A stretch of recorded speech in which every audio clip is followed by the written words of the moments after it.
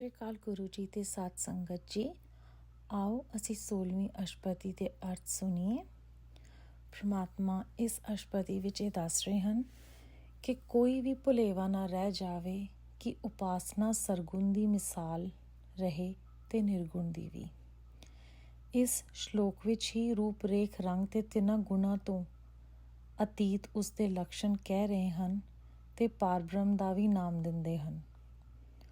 ਉਸਨੂੰ ਭੌਤਿਕ ਅੱਖਾਂ ਨਾਲ ਵੇਖਣਾ ਜਾਂ ਪਦਾਰਥਾਂ ਵਾਂਗੂ ਕਬਜ਼ੇ ਵਿੱਚ ਲਿਆਉਣਾ ਵਰਣਨ ਨਹੀਂ ਕਰਦੇ। ਉਸਨੂੰ ਬੁੱਝਣਾ, ਉਸਦੀ ਪ੍ਰਾਪਤੀ ਕਰਨਾ ਦੱਸ ਰਹੇ ਹਨ ਪ੍ਰਮਾਤਮਾ। ਪ੍ਰਸੰਨਤਾ ਆਪਣੇ ਵੱਸ ਦੀ ਵਸਤੂ ਨਹੀਂ, ਉਸਦਾ ਤਾਂ ਇੱਕੋ ਹੀ ਤਰੀਕਾ ਹੈ ਤੇ ਗੁਰੂ ਸਾਹਿਬ ਫਰਮਾਉਂਦੇ ਹਨ ਉਸਨੂੰ ਮਨ ਵਿੱਚ ਰੱਖ ਤੇ ਮਨ ਵਿੱਚੋਂ ਹੋਰ ਦ੍ਰਿਸ਼ਟੀਮਾਨੀ ਪ੍ਰੀਤਾਂ ਨੂੰ ਕੱਢ ਦੇ। ਫਿਰ ਉਹ ਸਮਝਾਉਂਦੇ ਹਨ ਕਿ ਨਾਮ ਜਿਹੜਾ ਹੈ ਉਹ ਸਭ ਜਗ੍ਹਾ ਵਿਆਪਕ ਹੈ। ਜੋ ਨਾਮ ਅਸੀਂ ਜਪਣਾ ਹੈ ਉਹ ਸਾਨੂੰ ਪ੍ਰਮਾਤਮਾ ਨਾਲ ਜੋੜੇਗਾ। ਜਿਸ ਤੋਂ ਤੁਰਿਆ ਪਦ ਵਿੱਚ ਨਾਮੀ ਪੁਰਖ ਪਹੁੰਚ ਜਾਂਦਾ ਹੈ ਪ੍ਰਮਾਤਮਾ ਦੇ ਨਾਲ। ਗੁਰੂ ਸਾਹਿਬ ਕਹਿੰਦੇ ਹਨ ਰੂਪ ਰੰਗ ਤੇ ਰੇਖ ਤੋਂ ਨਿਆਰੇ ਉਸ ਸਰੂਪ ਨੂੰ ਇਹ ਜਾਣ ਕਿ ਉਹੀ ਸਭ ਚੀਜ਼ਾਂ ਦਾ ਆਧਾਰ ਹੈ। ਪ੍ਰਕਿਰਤੀ ਦੀਆਂ ਵਸਤਾਂ ਵਾਂਗੂ ਅਣਹੋਂਦ ਨਹੀਂ, ਉਸ ਦਾ ਸਰੂਪ ਹੋਂਦ ਹੈ। ਪ੍ਰਮਾਤਮਾ ਇਹ ਵੀ ਸਮਝਾਉਂਦੇ ਹਨ ਕਿ ਗੁਰੂ ਜਿਹੜਾ ਹੈ, ਸੰਤ ਜਿਹੜਾ ਹੈ, ਸਾਧੂ ਜਿਹੜਾ ਹੈ, ਉਹ ਸੱਤ ਦਾ ਸਰੂਪ ਹੈ। ਉਸ ਸੱਤ ਨੂੰ ਅਸੱਤ ਨੂੰ ਖਤਮ ਕਰਨ ਦੀ ਜਿਹੜੀ ਕਿਰਪਾ ਹੈ ਉਹ ਪ੍ਰਮਾਤਮਾ ਆਪ ਹੀ ਦਿੰਦੇ ਹਨ।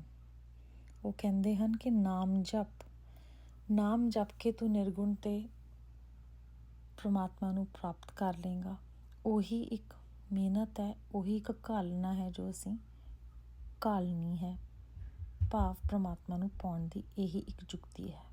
ਸ਼ਲੋਕ ਰੂਪ ਨਾ ਰੇਖ ਨਾ ਰੰਗ ਕਿਛ ਤ੍ਰੈ ਗੁਣ ਤੇ ਪ੍ਰਭ ਭਿੰਨ ਤਿਸੇ ਬੁਝਾਏ ਨਾਨਕਾ ਜਿਸ ਹੋਵੇ ਸੁਪ੍ਰਸੰਨ। ਪਰਮਾਤਮਾ ਕਹਿੰਦੇ ਹਨ ਭਾਵੇਂ ਪ੍ਰਭੂ ਦਾ ਰੂਪ ਨਹੀਂ, ਚਿੰਨ੍ਹ ਨਹੀਂ, ਕੋਈ ਰੰਗ ਵੀ ਨਹੀਂ ਤੇ ਉਹ ਤਿੰਨਾਂ ਗੁਣਾਂ ਤੋਂ ਪਰੇ ਹੈ, ਪਰ ਜਿਸ ਉੱਤੇ ਉਹ ਆਪ ਪ੍ਰਸੰਨ ਹੋ ਜਾਵੇ ਉਹ ਆਪਣੇ ਆਪ ਲਿਖਾ ਦਿੰਦੇ ਹਨ।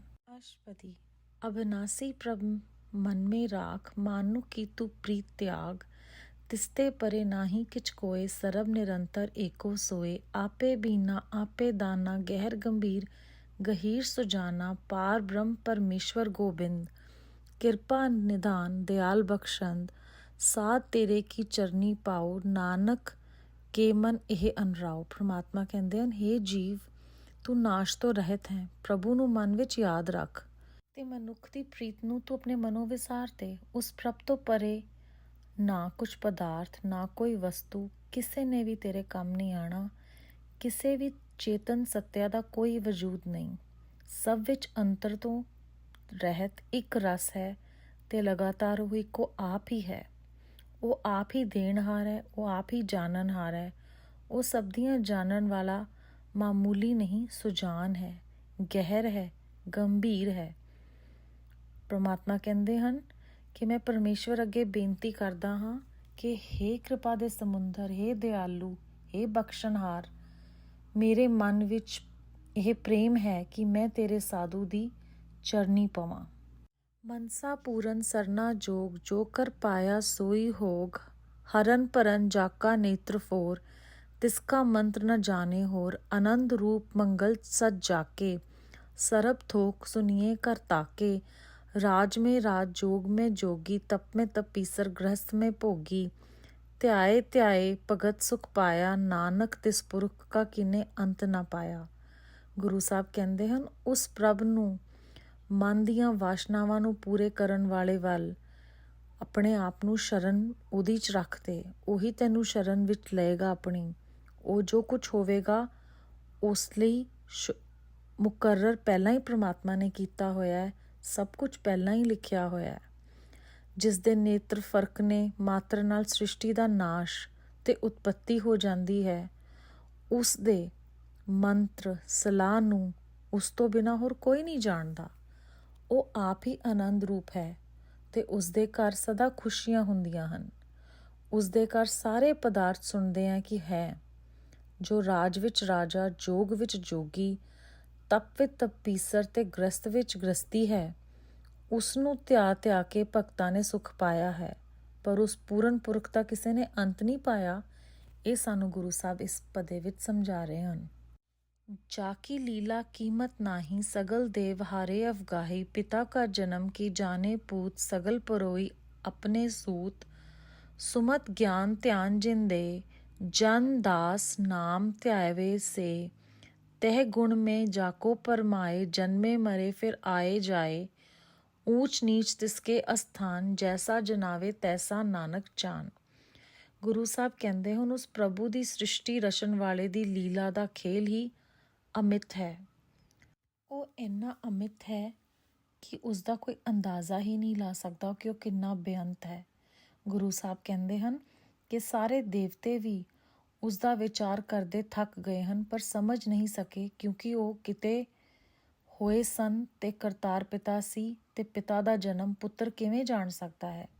ਸਾਰੀ ਸ੍ਰਿਸ਼ਟੀ ਉਹ ਕਰਨਹਾਰ ਪਿਤਾ ਨੇ ਆਪਣੇ ਹੁਕਮ ਵਿੱਚ ਹੀ ਰੱਖੀ ਹੋਈ ਹੈ, ਉਸੇ ਵਿੱਚ ਪਰੋਈ ਹੋਈ ਹੈ।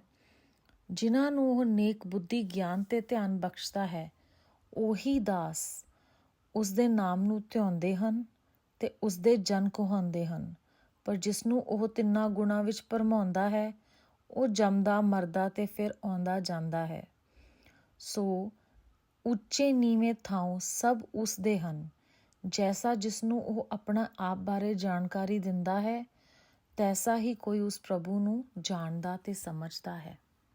ਨਾਨਾ ਰੂਪ ਨਾਨਾ ਜਾਕੇ ਰੰਗ, ਨਾਨਾ ਭੇਖ ਕਰੇ ਇੱਕ ਰੰਗ, ਨਾਨਾ ਬਿਧ ਕੀਨੋ ਬਿਸਥਾਰ, ਪ੍ਰਭ ਅਬਿਨਾਸੀ ਏਕੰਕਾਰ, ਨਾਨਾ ਚਲਿਤ ਕਰੇ ਖਿਨ ਮਾਹੇ, ਪੂਰ ਰਹਿਓ ਪੂਰਨ ਸਭ ਠਾਏ, ਨਾਨਾ ਬਿਧ ਕਰ ਬਨਤ ਬਨਾਈ, ਆਪਣੀ ਕੀਮਤ ਆਪੇ ਪਾਈ, ਸਭ ਘਟ ਤਿਸਕੇ ਸਭ ਤਿਸਕੇ ਠਾਉ, ਜਪ ਜਪ ਜੀਵੇ ਨਾਨਕ ਹਰ ਨਾਉ। ਗੁਰੂ ਸਾਹਿਬ ਕਹਿੰਦੇ ਹਨ ਜਿਸ ਪ੍ਰਭੂ ਦੇ ਕਈ ਰੰਗ ਹਨ ਤੇ ਕਈ ਰੂਪ ਹਨ, ਉਹ ਕਈ ਭੇਖ ਧਾਰਦਾ ਹੋਇਆ ਫੇਰ ਵੀ ਆਪਣੇ ਹੀ ਇੱਕ ਰੰਗ ਵਿੱਚ ਰਹਿੰਦਾ ਹੈ।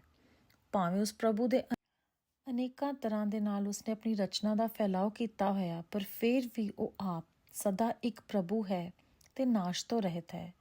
ਉਹ ਅਨੇਕਾਂ ਕੌਤਕ ਪਲ ਵਿੱਚ ਕਰ ਲੈਂਦਾ ਹੈ, ਕਿਉਂਕਿ ਉਹ ਪੂਰਨ ਪਰਮਾਤਮਾ ਹੈ, ਸਭ ਥਾਈਂ ਪੂਰ ਰਿਹਾ ਹੈ, ਸਭ ਥਾਈਂ ਵਿਆਪਕ ਹੈ। ਭਾਵੇਂ ਅਨੇਕਾਂ ਜੁਗਤਾਂ ਕਰਕੇ ਸੰਸਾਰ ਦੀ ਉਸਨੇ ਰਚਨਾ ਬਣਾਈ ਹੈ, ਪਰ ਉਸਦੀ ਕੀਮਤ ਕੋਈ ਨਹੀਂ ਪਾ ਸਕਦਾ। ਆਪਣੀ ਕੀਮਤ ਉਸਨੇ ਆਪ ਹੀ ਪਾਈ ਹੈ। ਸਾਰੇ ਘਟ ਉਸਦੇ ਹਨ, ਸਾਰੇ ਟਿਕਾਣੇ ਵੀ ਉਸਦੇ ਹਨ। ਗੁਰੂ ਸਾਹਿਬ ਕਹਿੰਦੇ ਹਨ ਪ੍ਰਮਾਤਮਾ ਦਾ ਨਾਮ ਹੀ ਜਪ ਕੇ ਮੈਂ ਜਿਉਂਦਾ ਹਾਂ, ਭਾਵ ਨਾਮ ਹੀ ਮੇਰਾ ਇੱਕੋ ਆਸਰਾ ਹੈ।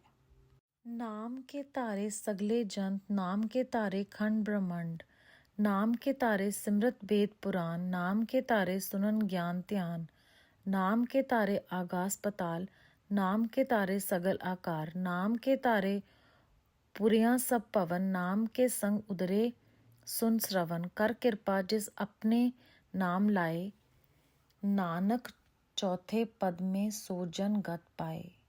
ਪ੍ਰਮਾਤਮਾ ਕਹਿੰਦੇ ਹਨ ਸਭ ਜੀ ਜੰਤ ਨਾਮ ਦੇ ਧਾਰੇ ਹੋਏ ਹਨ। ਸਾਰੇ ਬ੍ਰਹਮੰਡ ਤੇ ਉਹਨਾਂ ਦੇ ਖੰਡ ਹਿੱਸੇ ਨਾਮ ਦੇ ਧਾਰੇ ਹੋਏ ਹਨ। ਸਿਮਰਤੀਆਂ ਵੇਦ ਤੇ ਪੁਰਾਣ ਸਭ ਨਾਮ ਦੇ ਧਾਰੇ ਹੋਏ ਹਨ। ਗਿਆਨ ਮਾਰਗ ਦੇ ਮਨਨ ਸੁਣਨ ਤੇ ਜੋਗ ਦੇ ਮਾਰਗ ਧਿਆਨ ਸਭ ਨਾਮ ਦੇ ਧਾਰੇ ਹੋਏ ਹਨ। ਆਕਾਸ਼ ਪਤਾਲ ਸਭ ਨਾਮ 'ਚ ਧਾਰੇ ਹੋਏ ਹਨ। ਇਹਨਾਂ ਵਿੱਚ ਵਸਣ ਵਾਲੇ ਸਾਰੇ ਸਰੂਪ ਨਾਮ ਦੇ ਧਾਰੇ ਹੋਏ ਹਨ। ਨਾਮ ਦੇ ਧਾਰੇ ਹੋਏ ਹਨ ਸਾਰੀਆਂ ਪੂਰੀਆਂ ਤੇ ਭਵਨ, ਮਤਲਬ ਸਾਰੇ ਲੋਕ। ਨਾਮ ਹੀ ਕੰਨੀ ਸੁਣ ਕੇ ਤੇ ਨਾਮ ਦੇ ਹੀ ਸੰਗ ਨਾਲ ਭਾਵ ਸਿਮਰਨ ਨਾਲ ਅਨੇਕਾਂ ਲੋਕੀ ਤਰ ਗਏ ਹਨ।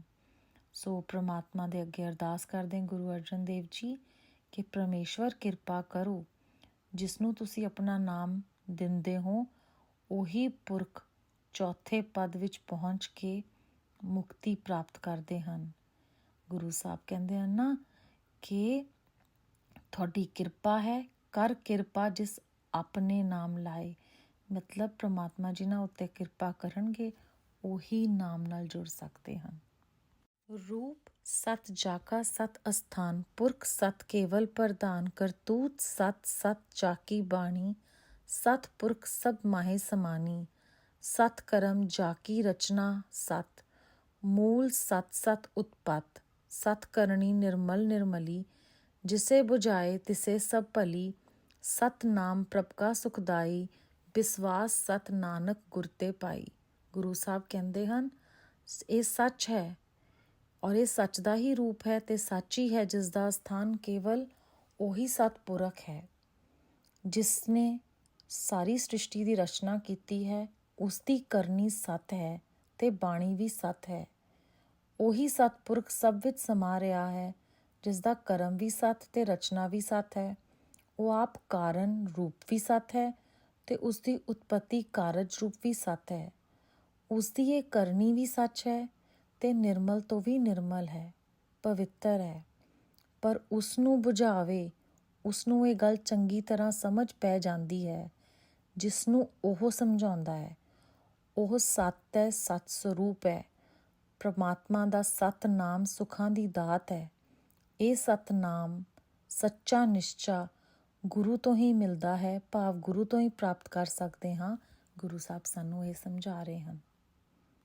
ਸਤ ਬਚਨ ਸਾਧੂ ਉਪਦੇਸ ਸਤੇ ਜਨ ਜਾਕੇ ਹਿਰਦੇ ਪ੍ਰਵੇਸ਼ ਸਤ ਨਿਰਤ ਬੁਝੇ ਚੇ ਕੋਏ ਨਾਮ ਜਪਤ ਤਾਕੀ ਗਤ ਹੋਏ ਆਪ ਸਤ ਕੀਆ ਸਭ ਸਤ ਆਪੇ ਜਾਣੇ ਆਪਣੀ ਮਿਤਗਤ ਜਿਸ ਕੀ ਸ੍ਰਿਸ਼ਟੀ ਸੋ ਕਰਨੇ ਹਾਰ ਅਵਰ ਨ ਬੂਝੇ ਕਰਤ ਵਿਚਾਰ ਕਰਤੇ ਕੀਮਤ ਨ ਜਾਣੇ ਕੀਆ ਨਾਨਕ ਜੋ ਤਿਸ ਭਾਵੇ ਸੋ ਵਰਤਿਆ।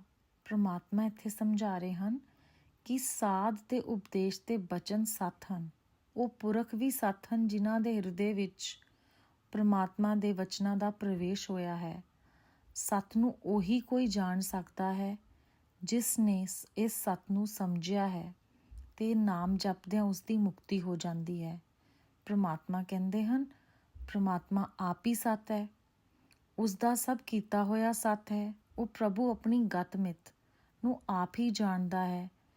ਜਿਸ ਦੀ ਹੋਈ ਸ੍ਰਿਸ਼ਟੀ ਹੈ ਉਹ ਆਪਣੇ ਆਪ ਹੀ ਇਸ ਰਚਨਾ ਨੂੰ ਰਚਦਾ ਹੈ, ਅਰਥਾਤ ਹੋਰ ਕਿਸੇ ਨੂੰ ਪੁੱਛ ਕੇ ਇਸ ਦੀ ਸਾਜਨਾ ਨਹੀਂ ਕਰਦਾ, ਨਾ ਵਿਚਾਰ ਕਿਸੇ ਤੋਂ ਲੈਂਦਾ ਹੈ, ਕਿਉਂਕਿ ਹੋਰ ਸਾਰੇ ਕੀਤੇ ਹੋਏ ਹਨ ਤੇ ਕੋਈ ਕੀਤਾ ਹੋਇਆ ਕਰਤੇ ਦੀ ਮਤ ਨੂੰ ਨਹੀਂ ਜਾਣ ਸਕਦਾ।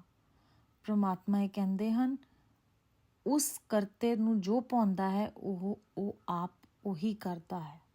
ਮਨ ਬਿਸਮ ਭਏ ਬਿਸਮਾਦ ਜਿਨ ਬੂਝਿਆ ਤਿਨ ਆਇਆ ਸਵਾਦ ਪ੍ਰਭ ਕੇ ਰੰਗ ਰਾਚ ਜਨ ਰਹੇ ਗੁਰ ਕੇ ਬਚਨ ਪਦਾਰਥ ਲਹੇ ਓਏ ਦਾਤੇ ਦੁਖ ਕਾਟਨ ਹਾਰ ਜਾਕੇ ਸੰਗ ਤਰੇ ਸੰਸਾਰ ਜਨ ਕਾ ਸੇਵਕ ਸੋ ਵਡ ਭਾਗੀ ਜਨ ਕੇ ਸੰਗ ਏਕ ਲਿਵ ਲਾਗੀ ਗੁਣ ਗੋਵਿੰਦ ਕੀਰਤਨ ਜਨ ਗਾਵੇ ਗੁਰ ਪ੍ਰਸਾਦ ਨਾਨਕ ਫਲ ਪਾਵੇ। ਪ੍ਰਮਾਤਮਾ ਕਹਿੰਦੇ ਹਨ ਜਿਨ੍ਹਾਂ ਨੇ ਸਾਧੂ ਦੇ ਉਪਦੇਸ਼ ਦੁਆਰਾ ਨਾਮ ਜਪ ਕੇ ਪ੍ਰਮਾਤਮਾ ਦੇ ਸੱਚ ਨੂੰ ਬੁੱਝ ਲਿਆ ਹੈ, ਉਹਨਾਂ ਨੂੰ ਐਸਾ ਸਵਾਦ ਆਇਆ ਹੈ ਕਿ ਉਹ ਅਸਚਰਜ ਤੋਂ ਅਸਚਰਜ ਹੁੰਦੇ ਹੋਏ ਅਸਚਰਜ ਰੂਪ ਹੋ ਗਏ।